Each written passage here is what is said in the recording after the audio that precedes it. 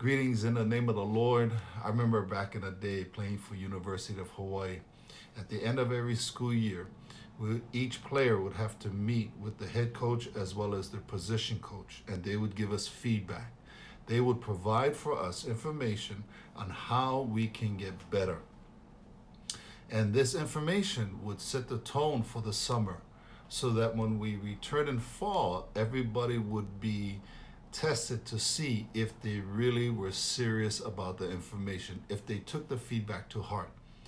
And one of the drills we'd have to do, the measurements or the test, is that we would have to run 110 yards 16 times, and we had to make it under a certain time limit. Each position had their own time.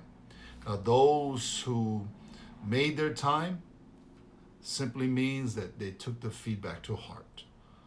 Those who didn't make the time, it was clear that they weren't serious about the feedback. And what was the overall message for the feedback?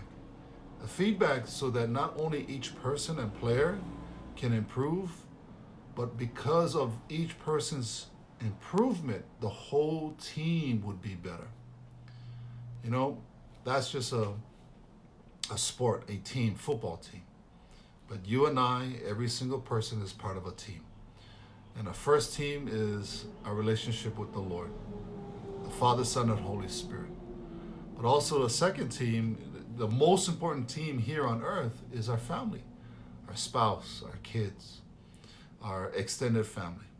There's also teams that we have in our workplace, teams that we have in our community, our friends. These are all important teams and connections, relationships that we have, both personal, professional, and obviously eternal. How many times feedback is actually practiced in these connections? How often does God give us information about ourselves in our relationship to Him, as far as our love for Him, our trust in Him, and our obedience in Him, how much time we're spending with Him, and how we are representing Him on earth? How about feedback in our family? How often are we providing information one another so that not just each member of the family is healthy and strong, but the whole family, the whole team is winning, not just one person? Because and that can be applied in the workplace as well, in all of our teams, in all of our connections. The only way each of our teams get better, improves, is if each person improves, that each person betters themselves, but also in how they treat, how they behave, how they contribute, and how they manage themselves to the team, in connection to the team. Again, whether it's spiritual, internal in our family, or external outside our family. The question I have for you today is this. In practicing feedback for this week, just one question I want to invite you, is like a challenge.